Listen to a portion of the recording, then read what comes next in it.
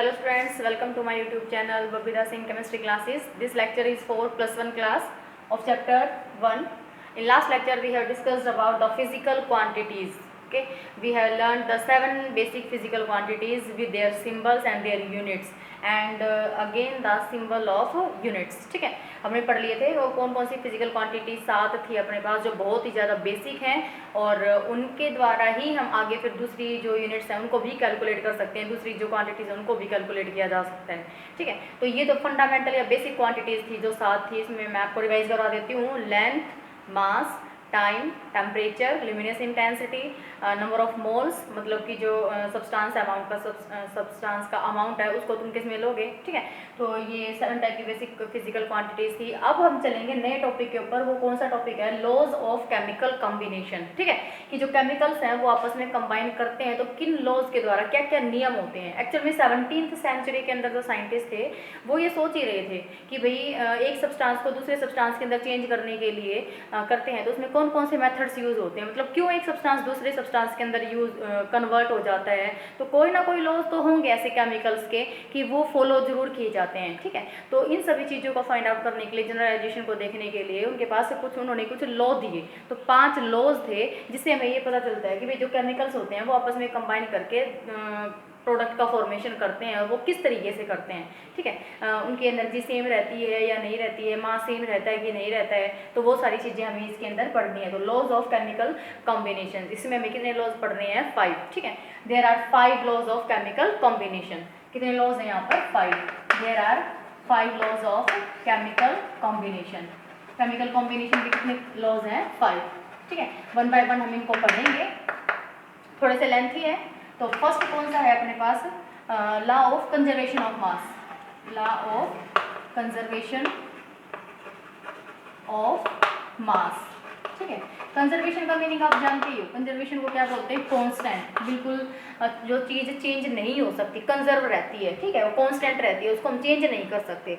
तो ये कहता है कि इस लॉ के अकॉर्डिंग कि जब रिएक्टेंट और रिएक्टेंट जब आपस में कंबाइन करते हैं, कंबाइन करने के बाद जब वो प्रोडक्ट में कन्वर्ट होते हैं तो रिएक्टेंट और प्रोडक्ट का मास जो है वो कैसा रहता है? सेम रहता है। स्टार्टिंग में जो हमने रिएक्टेंट का मास लिया था, प्रोडक्ट बनने के बाद भी वो कैसा रहता है? सेम ही रहता है। तो इसको क्या बोलते हैं? लॉ ऑफ कंजर्वेशन ऑफ मास। मतलब रिएक्टेंट और प्रोडक्ट का मास जो रहेगा वो कैसा रहता है? इक्वल रहता है। ओके, तो सबसे पहले आप ये लिखो, इट वॉज गिवन बाय लेवोइजियर।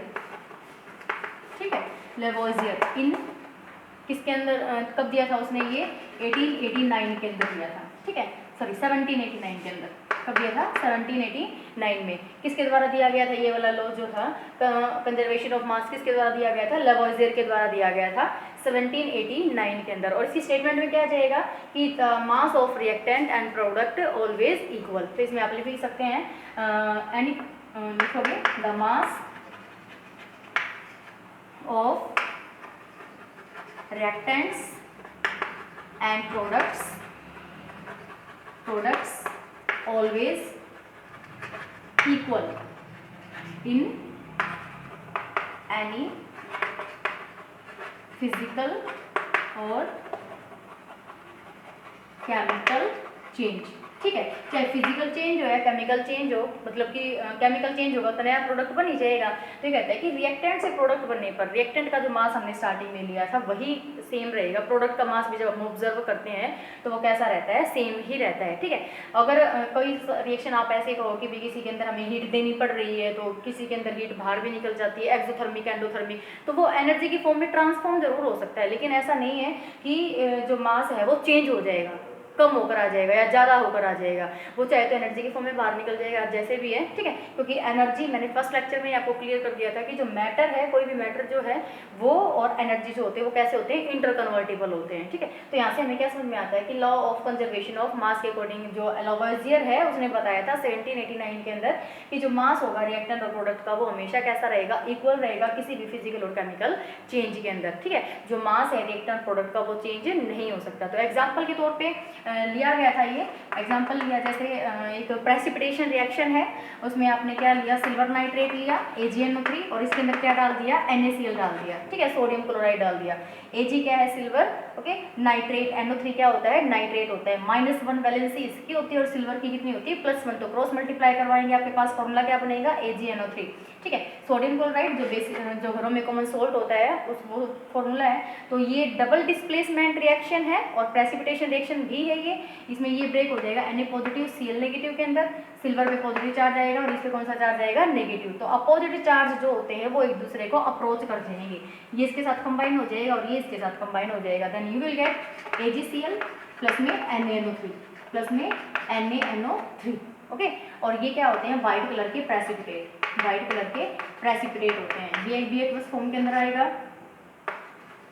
ये भी एक्वस फॉर्म के अंदर होता है और ये भी एक्वस फॉर्म के अंदर होता है, ठीक है, लेकिन ये सॉलिड बन जाएंगे, जो व्हाइट प्रेसिपिटेट होंगे वो कैसे हो जाएंगे, सॉलिड हो जाएंगे, ठीक है। तो मैं आपको बात ये तो इसको डबल डिस्प्लेसमेंट भी बोल सकते हो आप, प्रेसिपिटेशन रिएक्शन के अंदर भी इन्वॉल्व कर सकते हो, लेकिन हमारा तो मेन मकसद क्या था कि यहाँ पर जो मास था ना वो कहाँ पर आया, उतना ही मास किसका था, इसका था। इसको लेबोरेटरी में प्रोसीड करवाया गया साइंटिस्ट के द्वारा कि एक ऐसा ऑपरेटस था जिसमें 2 ट्यूब्स थी, ठीक है, लेकिन बीच में उनके बीच में कनेक्शन था, एक इधर ट्यूब है एक इधर ट्यूब है, बीच में क्या है, कनेक्शन है, और एक के अंदर क्या फिल कर रखा है, सिल्वर नाइट्रेट, और एक के अंदर क्या फिल कर दिया, सोडियम क्लोराइड, दोनों को मिक्स कर दिया।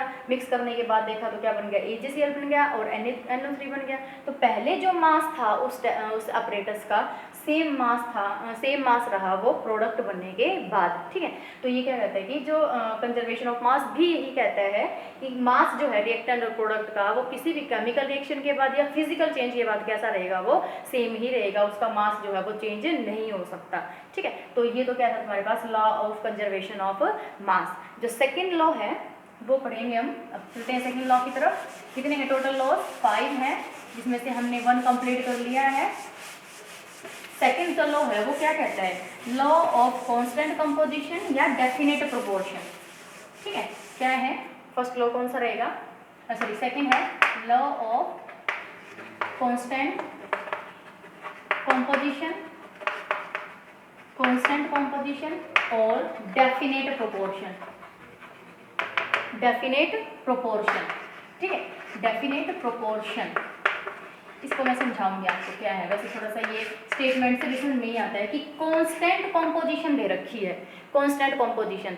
कांस्टेंट कंपोजिशन का मतलब क्या है कि कोई भी सब्सटेंस है, जैसे कोई भी एक प्योर सब्सटेंस है, वो जहाँ से भी ऑब्टेन्ड होगा, ठीक है, जहाँ से भी वो किसी भी सब्सटेंस से ऑब्टेन्ड हो, उसका जो केमिकल फॉर्मूला है वो कैसा रहता है, सेम रहता है, उसकी कंपोजिशन कैसी रहती है, सेम रहती है, मतलब उसका प्रोपोर्शन बाय मास भी निकालेंगे वो भी कैसा रहेगा, सेम रहेगा। मैं आपको एग्जांपल देती हूँ, जैसे क्या है, कार्बन डाइऑक्साइड C+O2, अगर कार्बन कंपाउंड को जलाएंगे ऑक्सीजन की प्रेजेंस में क्या बनेगी, CO2 गैस रिलीज होगी, ठीक है।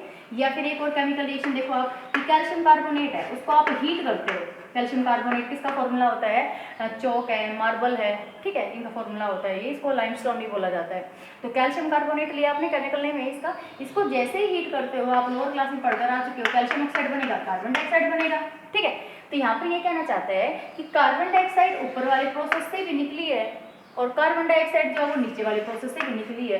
तो इसका मतलब ये थोड़ी ना है कि भाई दोनों प्रोसेस से अगर कार्बन डाइऑक्साइड निकली है तो उसकी केमिकल कंपोजिशन कैसी होगी, डिफरेंट होगी, नहीं होगी बेटा, उसकी केमिकल कंपोजिशन डिफरेंट, उसकी केमिकल कंपोजिशन कैसी रहेगी, सेम ही रहेगी। तो वही ये लॉ कहना चाहता है। इस लॉ के अकॉर्डिंग ये कह रहा है कि कोई भी केमिकल प्योर सब्सटेंस या कोई भी कंपाउंड जो है किसी भी प्रोसेस के थ्रू इवोल्व हो, उसकी जो केमिकल कंपोजिशन रहेगी वो कैसी रहेगी, हमेशा सेम रहती है, ठीक है। प्रोपोर्शन बाय मास हमेशा उसका कैसा रहता है, सेम रहता है। CO2 ये है और CO2 ये है, इसका प्रोपोर्शन बाय मास निकालेंगे आप। CO2 का प्रोपोर्शन बाय मास कैसे निकालते हैं, लोअर क्लास में सीखा है आपने, मैं फिर से बता देती हूँ। प्रोपोर्शन बाय मास, तो इसका मतलब मास लेना है हमें, जितने भी एलिमेंट प्रेजेंट होते हैं ना उन एलिमेंट के मास का रेशियो प्रोपोर्शन बाय मास कहलाता है, ठीक है। तो कार्बन का मास कितना होता है, 12 होता है, ओके। ऑक्सीजन का मास कितना होता है, 16 होता है, लेकिन इसके एटम्स कितने हैं, 2, तो 12:32 हो जाएगा। तो ये कितना आ जाएगा, 3:8। कितने रेशियो आ गए तुम्हारे पास, 3:8, ठीक है। तो ये क्या है, 3:8, मतलब चाहे कार्बन डाइऑक्साइड किसी भी प्रोसेस से निकले, वहाँ पर जो रेशियो आएगा, वो जो कंपाउंड बनेगा तुम्हारे पास कार्बन डाइऑक्साइड से किसी भी प्रोसेस से निकले, उसकी जो केमिकल कंपोजिशन है वो कैसी रहेगी, कांस्टेंट रहेगी, और उसका डेफिनेट, उसका जो प्रोपोर्शन बाय मास है वो भी कैसा रहेगा, डेफिनेट रहेगा, वो ये कहना चाहता है, ठीक है। तो इसकी स्टेटमेंट लिखेंगे पहले आप। स्टेटमेंट पहले किसके द्वारा दिया गया था ये? It was given by Joseph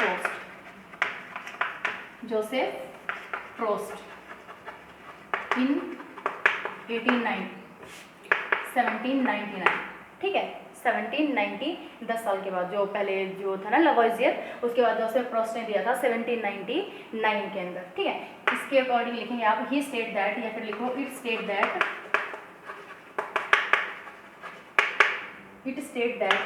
the pure compound obtained from any reaction will have same proportion by mass, ठीक है। उनका प्रोपोर्शन बाय मास कैसा रहेगा? सेम रहेगा। एग्जाम्पल के तौर पे आप लिख सकते हो, जैसे C+O2 वो मैंने रिएक्शन जो लिख के दिखाई थी, एक तो ये हो जाएगी, और एक कैल्शियम कार्बोनेट को आप हीट करोगे, ठीक है, तो कैल्शियम ऑक्साइड और CaO प्लस में CO2, ठीक है, कार्बन डाइऑक्साइड, ये चीज़ें बन जाएगी। तो यहाँ पे भी कार्बन डाइऑक्साइड रिलीज हुई है, यहाँ पे कार्बन डाइऑक्साइड रिलीज हुई है, इनका प्रोपोर्शन बाय मास निकालोगे तो वो कितना आएगा? फिर से आप कैलकुलेट करके दिखा सकते हो इसको। इनका प्रोपोर्शन बाय मास कैसा रहता है? सेम रहता है, ठीक है, समझ में आएगी बात। तो ये क्या था तुम्हारे पास? लॉ ऑफ कांस्टेंट कंपोजिशन और law of definite proportion, same thing. उनका जो प्रोपोर्शन बाय मास है वो भी कैसा रहेगा? सेम रहेगा। उसकी जो कंपोजिशन है वो भी सेम रहेगी, वो चेंज नहीं हो सकती, ठीक है। या फिर ये बोल दिया जाएगा, एक और एग्जाम्पल है कि जैसे वाटर है, वाटर चाहे इंडिया का हो, ठीक है, या फिर वो ऑस्ट्रेलिया का हो या फॉरेन कंट्री का हो, वाटर रिवर का हो, ओशियन का हो या कहीं का भी हो, वाटर का फॉर्मूला तो H2O ही रहेगा। बस क्या है, उसके अंदर आयंस की कंसंट्रेशन चेंज हो सकती है, ठीक है, कि जो रेन वाटर होता है उसमें थोड़े से कम आयंस प्रेजेंट होते हैं, डिस्टिल्ड वाटर के अंदर बिल्कुल भी आयंस प्रेजेंट नहीं होते, लेकिन एक्चुअल में जो वाटर का फॉर्मूला है वो क्या होगा? H2O ही होता है, ठीक है। हार्ड वाटर का फॉर्मूला भी क्या होता है? H2O। सॉफ्ट वाटर का भी क्या होता है? H2O। लेकिन हैवी वाटर का फॉर्मूला क्या होता है बेटा? D2O।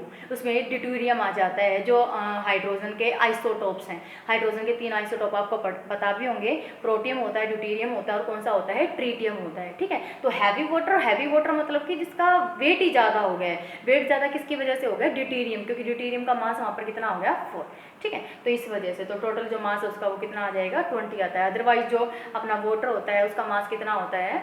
16 वो और 18 होता है, ठीक है। तो 16 ऑक्सीजन का और हाइड्रोजन का कितना? 2, तो कितना हो जाएगा? 18 होता है। लेकिन वैसे हैवी वाटर हो जाएगा तो वहाँ पर ड्यूटेरियम यूज़ करेंगे तो 4 हो जाएगा मास, 4 प्लस में 16 इजिकल टू 20, ठीक है, 20 आ जाएगा। तो ये चीज़ होती है, कहीं भी अप्लाई हो सकती है ये चीज़ कि भाई कोई भी सब्सटेंस जो प्योर सब्सटेंस है ना, प्योर सब्सटेंस चाहे कहीं भी किसी भी रिएक्शन से ऑब्टेन्ड होगा, उसकी जो केमिकल कंपोजिशन है वो हमेशा सेम रहेगी, उसका प्रोपोर्शन बाय मास भी कैसा रहेगा?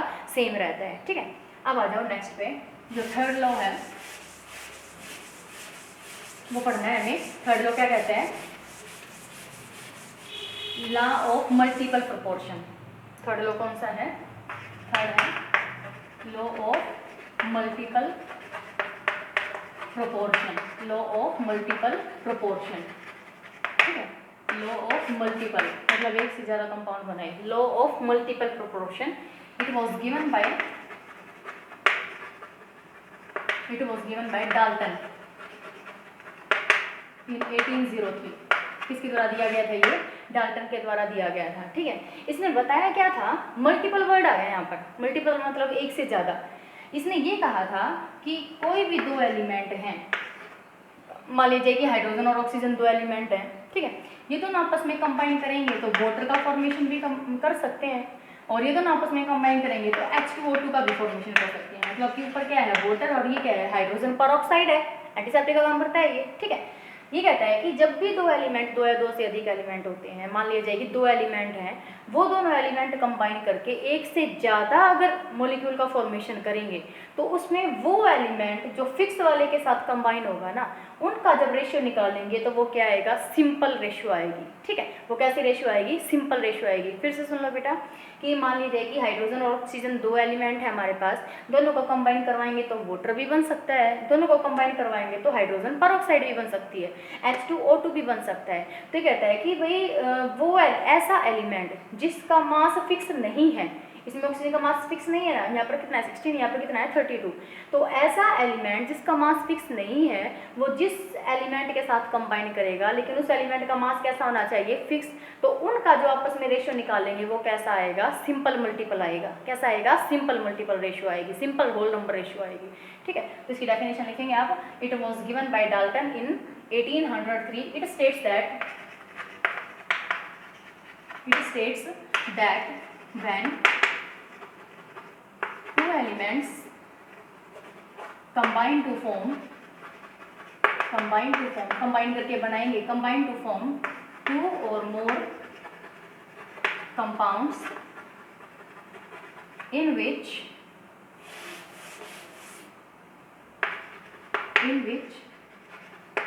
the element combines with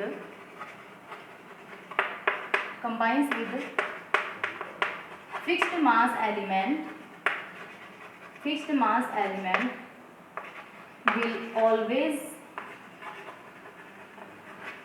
bear a simple whole number ratio। Simple ratio, whole number रखने की जरूरत नहीं है, सिंपल रेशियो। इस लैंग्वेज को समझना बहुत ज़्यादा जरूरी है बेटा।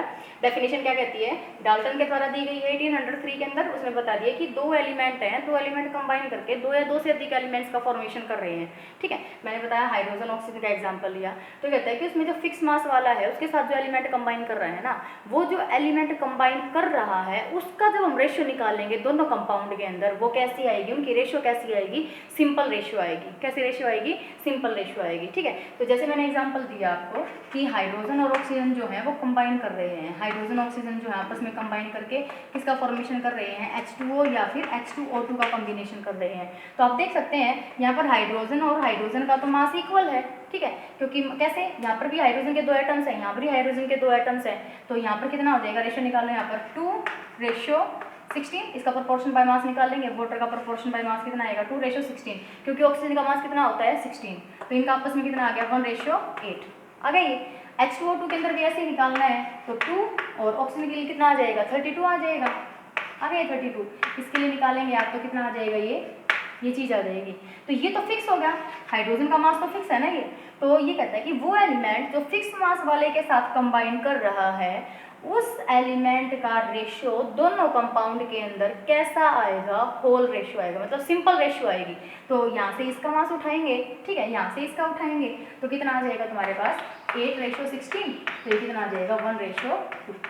सिंपल रेशियो आ गई तुम्हारे पास, कितनी आ गई है 1:2। ठीक है, फिर से देख लो कि भाई ये डाल्टन के द्वारा दिया गया था। इसमें कह रहा है कि भाई कोई भी एलिमेंट जो है, जब दो एलिमेंट को हम कंबाइन करवा रहे हैं, वो दो कंपाउंड बना रहे हैं डिफरेंट, तो उसमें से जो फिक्स मास वाला है उस एलिमेंट के साथ जो कंबाइन कर रहा है एलिमेंट, उस एलिमेंट का जब हम रेशियो निकालेंगे डिफरेंट कंपाउंड के अंदर, तो वो रेशियो कैसी आएगी, सिंपल रेशियो आएगी। ठीक है, मैंने एग्जाम्पल लिया हाइड्रोजन और ऑक्सीजन का। हाइड्रोजन ऑक्सीजन कंबाइन करके H2O बना रहे हैं, और एक बार क्या बना रहे हैं, H2O2 बना रहे हैं। H2O के अंदर मैंने ऑक्सीजन, क्योंकि यहाँ पर H2 तो दोनों का मास यहाँ पर तो इक्वल है, सेम फिक्स मास वाले के साथ कौन कंबाइन कर रहा है, दूसरा कौन है, वो दूसरा ऑक्सीजन। यहाँ पर ऑक्सीजन का मास कितना है 8, और यहाँ पर H2O2 के अंदर ऑक्सीजन का मास कितना है 16 है। ठीक है, जब हमने रेशियो कैलकुलेट किया, तो जब इनकी आपस में रेशियो कैलकुलेट होगी तो वो कितनी आएगी, सिंपल रेशियो आएगी। तो 1:2 कैसी होती है, सिंपल रेशियो ही होती है। ठीक है, तो बेटा ये क्या था, लॉ ऑफ मल्टीपल प्रोपोर्शन। दो लॉ और भी हैं जो दिए गए थे डिफरेंट साइंटिस्ट के द्वारा। चौथा लॉ है लॉ ऑफ रेसिप्रोकल प्रोपोर्शन। ठीक है, और नेक्स्ट है फिफ्थ जो लॉ है लॉ ऑफ मतलब गेलो-सेक्स लॉ। ठीक है, या लॉ ऑफ कंबाइनिंग वॉल्यूम्स। तो ये जो पहले जो 4 लॉ हैं वो दिए गए थे किसके लिए, मास के लिए। कोई भी रिएक्टेंट जो है किस में ले रखा है, उसकी जो क्वांटिटी है वो किलोग्राम ग्राम में इस तरीके के अंदर है। और जो फिफ्थ लॉ था वो किसके लिए था, स्पेशल गैसेस के लिए, क्योंकि गैसेस का हम अलग केस पढ़ते हैं, और गैसेस की जो हम चीज़ें मेजर करते हैं वॉल्यूम है, प्रेशर, ये चीज़ें, उसको मास में मेजर नहीं किया जाता। ठीक है, तो जो फिफ्थ लॉ था वो प्रॉपर किसके लिए था, गैसेस के लिए था, और जो फर्स्ट फोर्थ लॉ हैं वो किसके लिए थे, मास के लिए थे, रिएक्टेंट के मास के लिए। ठीक है, इस लेक्चर के अंदर हमने कितने पढ़े हैं, 3 लॉ पढ़े हैं। बाकी जो 2 लॉज हैं वो हम नेक्स्ट लेक्चर के अंदर पढ़ेंगे, वो नेक्स्ट लेक्चर कल होगा। ठीक है, तो लेक्चर को कंटिन्यू रखने के लिए आप चैनल को सब्सक्राइब कीजिए, बेल आइकन को प्रेस कीजिए, ताकि आपको अपडेट मिलती रहे। ठीक है, थैंक यू।